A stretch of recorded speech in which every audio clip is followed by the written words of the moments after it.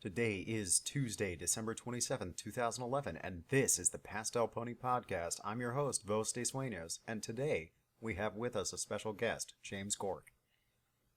Now, normally I would try to give you guys a normal, full podcast, but for various reasons, first off, the holidays. Second of all, I'm actually releasing 2 episodes today, which probably will go up before this one does. As it renders, I will probably be uploading those. And lastly, is just that Vos is so very tired, and this is actually a very long episode without the extra stuff that I normally do. So, I'm going to save everything that I have in the queue for next week and just post the interview, with the exception of one or two things that I'm going to look up right now, as you hear the clicking in the background. Clicky, clicky. I had a couple of music things, but the only one that I'm really going to mention is there was an album of 50 dubstep songs and house and trance, because Vos has no idea what the difference between all of those is. He just loves them. I will post a link to that, but it's amazing. I've listened to most of it already. It's only $5, or you can just listen to all of it online. It's really cool. Besides that... Oh, I wanted to say... I wanted to revisit the possibility of doing My Immortal. A couple of people have been talking about listening to My Immortal, and as I've said it over and over and over again, I have recordings of that somewhere. They need to be cleaned up, so I may or may not end up actually doing this. But if you have an interest in Mobius and the other guys, along with me reading My Immortal, let me know. We'll talk about posting that. Also, the first episode of GM Banhammer has actually been created with Seth Blade, Mazza, Mobius... No, Mobius wasn't there. And Osiath, along with me. So if you want to see that one too, it's also very long. We could probably post it here if anyone has any interest. I also wanted to mention, I actually have... This is supposed to be not-for-profit, fan-based parody. But I have a Cafe Press store, and I've been thinking about this for a while because I kind of want it for myself. I was considering putting the Rated Cupcakes logo on a t-shirt and possibly hoodies. If anyone has any interest, let me know, and I'll see if I can find the legal ways to get around not being sued for putting that up. Besides that, very last thing, I wanted to see if there was any interest in this, because this could be a fairly large project for me, and all of you know, too many projects. Far too many projects. But there is... In 1938, there was a War of the Worlds broadcast by Orson Welles, which is actually the thing that got me into voice acting in the first place, because he is one of my heroes and kind of an amazing beardy man. And it occurred to me that I haven't seen a good War of the Worlds, and it would be cool to have a sort of original created character, sort of me, sort of Orson Welles, called Silver Speech, and sort of go through like what happened behind the scenes during that broadcast and then ponify the whole thing. So that's sort of stories I'd like to see written, but something that I would probably end up writing. If you have any interest in seeing that, let me know so that I can, motivate myself to actually work on it. Finally, a couple of people have started to express interest in me eventually reading My Little Enterprise on this channel. If you like Doctor Who or Star Trek, or sci-fi, if you like any of those things, post something in the comments, and if I get enough response, I will start recording it here. So, with all of that being said, with no new episode to talk about, we have a long, wonderful interview for you, and I'm so thankful to have James on the show. Let's get to it. Today, we actually have with us a special guest. Hopefully this will mark future interviews. We'll see. Hopefully this goes well. If you notice anything strange, it's probably because the way that the two of us have agreed to do this today is I'm going to record all of the questions and then splice in his answers after he's had a chance to hear me ask them. So, should be interesting. But today we have with us James, who is the writer of Le Petit Four, which, for those of you who don't know, is the sequel to Cupcakes. So, welcome, James. Hello there, man, and thank you for having me on this experimental first interview, and I hope things go well, as well as they can be. So my first question for you is, when did you become a brony? and what got you into Friendship is Magic in the first place? Most of us didn't start with Generation 1. Well, I didn't start with Generation 1 either. Well, I watched the original show, the original first generation of My Little Pony and all that, and I hated it. I didn't like any of it. I only remember watching like 3 or 4 episodes, and I was like, screw that, and I moved on to Transformers. But if I have to tell the story of how I became a brony, I will tell the abridged one, or else this podcast is going to last for like 1 hour. I lost a job. I lost my job in December 25. Yeah, I know. Christmas present, you lost your job.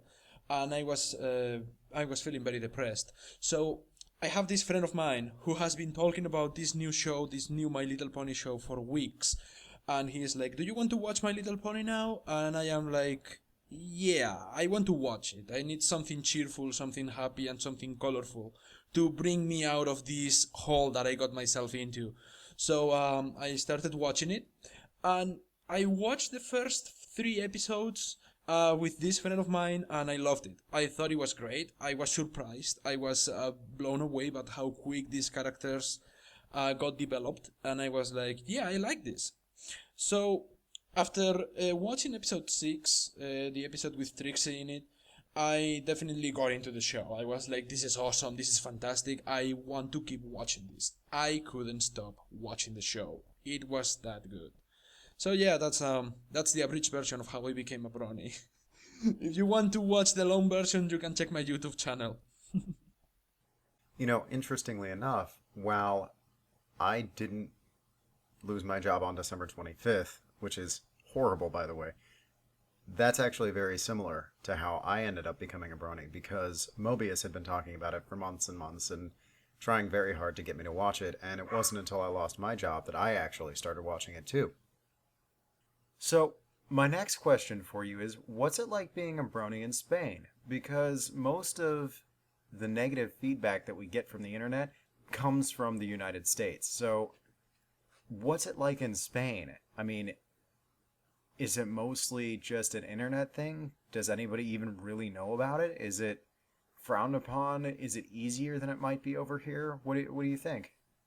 Well, being a Spanish brony has its advantages and the disadvantages. The disadvantages are obviously not having easy access to merchandise, although we are getting that now. We haven't had like the toys up until like a few months ago. And the show, we only have the first 13 episodes translated into Spanish in a horrible voice acting and dubbing. It's terrible. None of the characters sounds like themselves. And being a brony here in Spain has those problems, but the positive aspects of it is that when I went to buy the toys or anything, I had no problem. Nobody looked at me, nobody frowns upon it. Like, possibly the one that disapproves of the show the most is my mom, and even she is just like, well, whatever. It's a fad. You will get tired of it eventually. The same way I got tired of Pokemon. Spoiler, I didn't. I still love Pokemon. She doesn't know that yet. But yeah, I mean, the thing is that there is not much difference there is not many difference between being a brony in the States and being a brony here in Spain, except for the fact that I don't have as many people to talk about the show here as other people have in the States. I see all these meetups, all these brony meetups in Equestria Daily, and I hope to have something like that here in Spain. I have friends of mine who are bronies as well here in Spain, but we are so spread out and the economic situation is so terrible that we can't gather up. So and also every time I try to get something like from Wheel of Fine or any other of these sites, even though I have the discounts, the stupid shipping to the out of the States costs a lot of money. So trying to get merchandise of the show and merchandise that is not official is really hard. But yeah, I mean, being a brony in Spain, it's cool. It's peaceful. You don't have many negative feedback, but of course, being this the internet, you get the negative feedback anyway. It doesn't matter where you live. But I always ignore that. I go for the constructive feedback. I always ignore the negative one. Yeah, I've only been to one meetup so far because even though they're fairly close, the economic situation here isn't a whole lot better. I'm either unemployed or I'm always working, so I'm always working. That's the only choice I have. But I honestly didn't really give much thought to the shipping, even though I tried to ship a painting once, and the shipping was like $45, and it just wasn't worth it. It was a pony painting, by the way. But anyways, the other thing that I would address is if you're having trouble with meetups, you definitely ought to try and see if you can garner some interest from Equestria Daily. Even though the economy is terrible, maybe you can all meet up in a centralized location or something. As for the terrible voice acting, that's just I can't even begin to talk to that, because that only in the past like 10 years has the United States started to really get better voice acting. Ponies is a great example. Cowboy Bebop was a fantastic example, but for the first like 30, 40 years that we were importing anime, it's just terrible. Some of the worst things you've ever seen. I can't imagine. I actually have listened to one of the songs in Spanish and just like floored. This is sad. You make me sad. So before we get into the pony-related questions, besides Bronydom, what is it that you do when you're not writing about or watching ponies? Because we all have our separate hobbies. What do you do? Well, I am a massive gamer. Like a few minutes before I recorded this, I was playing Fallout New Vegas. I love RPGs. I love RPGs in the style of Fallout, Oblivion, Mass Effect, Knights of the Old Republic, Western RPGs. The only Japanese RPGs that I enjoy is like basically Pokemon and nothing else. Yeah, mostly.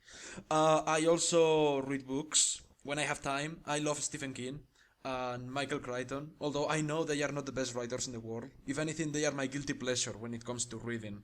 And I love movies. My favorite movie of all time is Aliens, and nobody's going to take away the thought of my head that Aliens is the best movie of all time. I have no argument there. Aliens is the best movie ever made. And if you say otherwise, you're stupid. And my favorite TV show, even though I love My Little Pony Friendship is Magic, my favorite TV show is Futurama. And I watch it anytime I have the chance for it. Because that is a very intelligent, very well written, incredibly well constructed show that has nothing to envy from shows like Star Trek or Stargate. Fantastic science fiction comedy animated show. Brilliant. And when I am not writing or watching ponies, I am drawing furry artwork, because if anything, I started in the furry fandom. I've been a furry since 2001. And even though the furry fandom has given me a lot of sass, I still love it. And I still support it. And when people slam it, I tend to not care about it. And yeah, well, I also play Magic the Gathering, and I remember that because I just looked upon the Magic the Gathering set that I have right next to me. And I read comic books. My favorite comic book of all time is a comic called Fan Hunter, Spanish comic book. Really cool. If you have the chance to check it out, and if you have a good Spanish dictionary, I recommend it to you, because they didn't translate it to English. It's low budget, independent comic. But yeah, I mean that's what I do when I am not into pony mode. This is further proof that everybody around the world is essentially the same, because I spend a lot of my time doing artwork and gaming when I'm not on here. I love Futurama as well. Good news, everyone! I have terrible news. But anyways, I spend a lot of time on Western RPGs too, and if you're going to be getting on the Old Republic, as it's just come out, let me know. I'll jump on a European server at some point. And yes, excellent things. The world is full of bronies and we're all the same. Wonderful, wonderful. One of the other questions I really wanted to ask you is, how did you find cupcakes in the first place? And what was your initial impression of it? And why? Well, and then we went there, eh?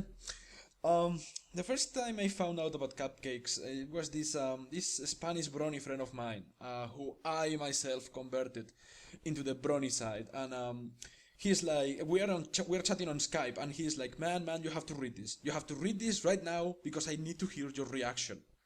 And then I started reading, and right about the point where Pinkie Pie tells Rainbow Dash, "We get to enjoy your last moments together," I am like, "Oh my god."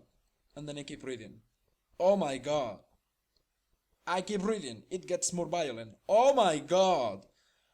I didn't see it coming. It sickened me. It sickened me and I found it disgusting. That was my first reaction to it. Because I didn't see it coming. It's like with gore, violence and all that, I have no problem with it. I can stomach it. I watched Braindead for God's sake. So I have no problems with gore, but I didn't see it coming that these colorful happy ponies, all of a sudden they start basically eating the hell out of each other.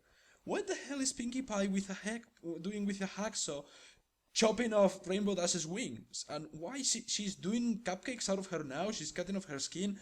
That was sick because I didn't see it coming, and I was traumatized for like a couple of weeks until I just let it all wash away.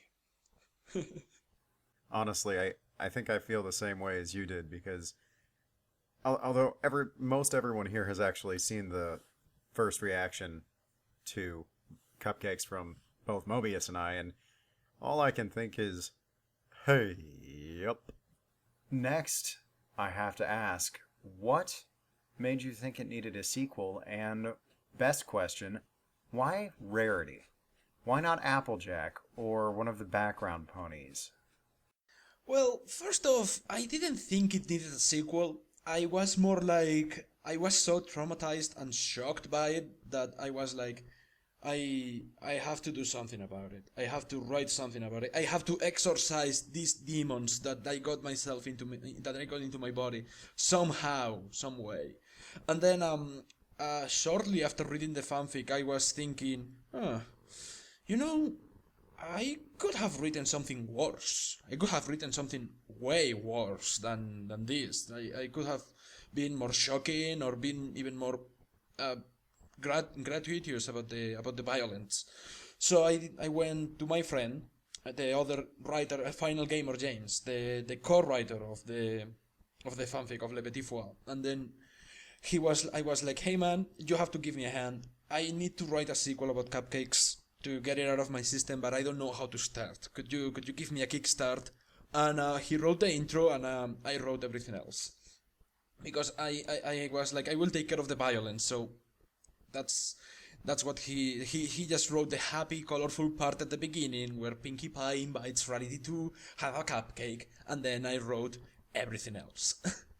And I think you can notice that in the difference of styles. But yeah, I mean that I didn't thought it needed a sequel. I thought it was me trying to exorcise my demons, get it all out of my system.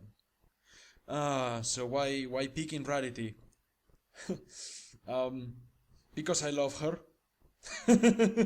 No, really. I knew that right after after Cupcakes got published and all that, people were going to write their sequels, and many sequels were written. There was one guy who wrote like a Silence of the Lambs ripoff, starring Rarity as well, and that fired me up to write my own sequel with Rarity, because this is what I thought. I was like, if we are going to have Rarity getting killed by Cupcake's Pinkie Pie, it has to be done by someone who loves Rarity, because they can make justice to the character. And if I was like, if someone is going to kill Rarity in the Cupcakes universe, that has to be me, because I love Rarity. I love her so much, I cannot let anyone else to kill Rarity but me. I know that's an egoistic thought, but I was like, I need to capture the character well. I love her so much. I thought I could make her justice.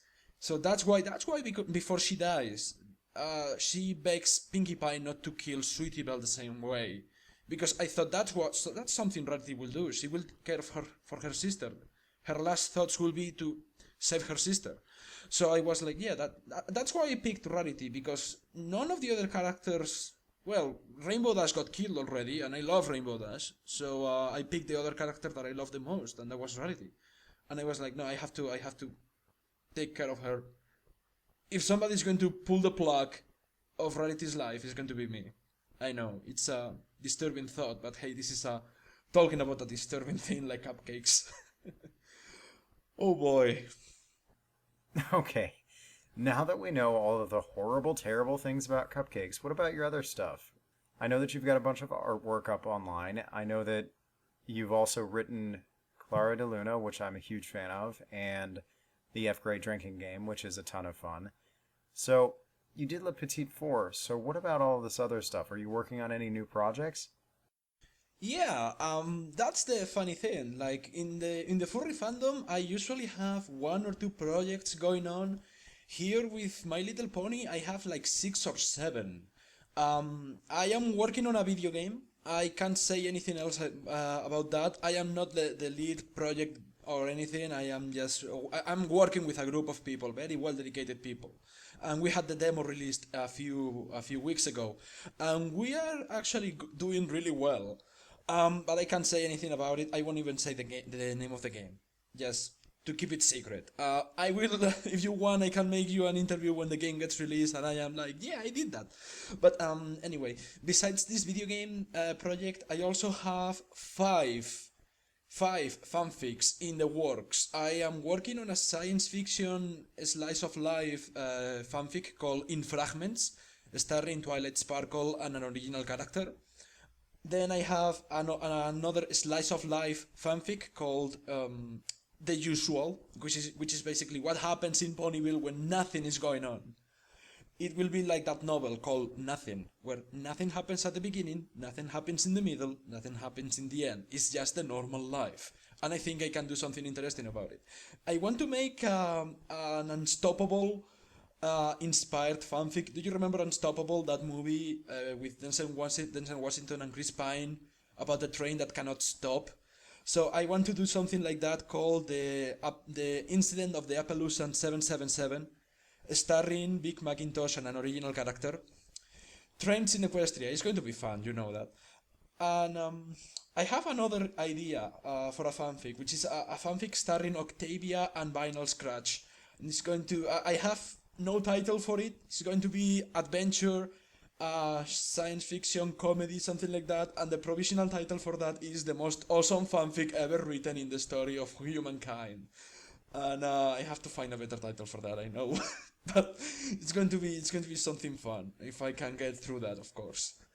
And besides that, I have a lot of drawings that I have yet to finish. I have like 6 or 7 drawings that need to be inked, and I am finishing a drawing of Gilda right in between recording this. So yeah, Brony fandom, it keeps you busy. Oh man, it certainly does. You all know how much I do, especially this week releasing the interview and 2 episodes. Merry Christmas! Happy holidays, everyone! Vos is going crazy!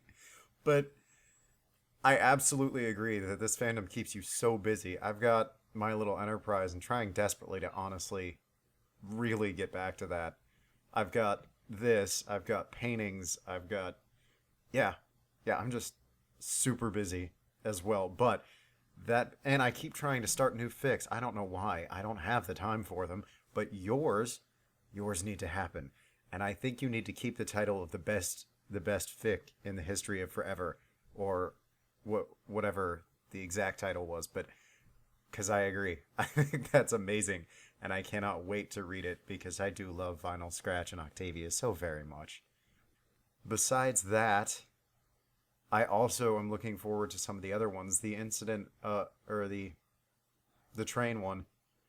I listened to this like 3 seconds ago as I'm recording a good response to it, but I can't even remember. Appaloosa 777 something. What's it? Sounds amazing. I would love to see that, and honestly, all of the other ones too. So I look forward to those things and the game. I'm really interested in seeing the game that you're working on, and would love to interview you again in the future. And I guess the last thing is, do you have any closing remarks? Anything that you'd like to say to the peoples? Well, any remarks, any closing remarks? What can I say? I am very happy that I found this fandom. I mean, if it's not the best thing that has happened to me in my life, it's definitely not. Better things have happened to me, but it is definitely the best thing that has happened to me internet-wise.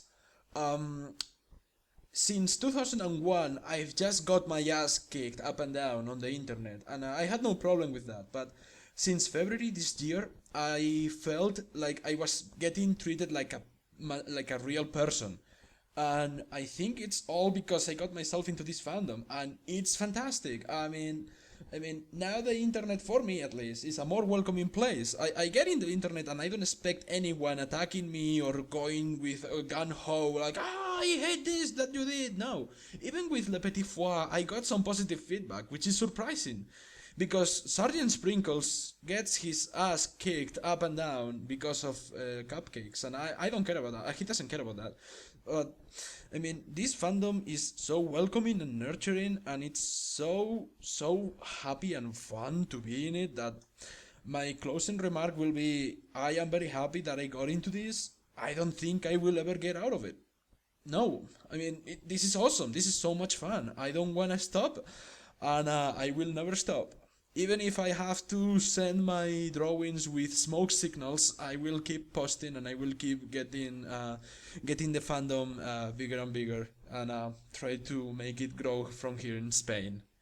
My little reduct of Spanish resistance, like the French village in Asterix. But anyway, thank you, boss, for allowing me to be in this interview, and I hope things turn out well. And I had a lot of fun, and send hi from Spain. Thanks a lot.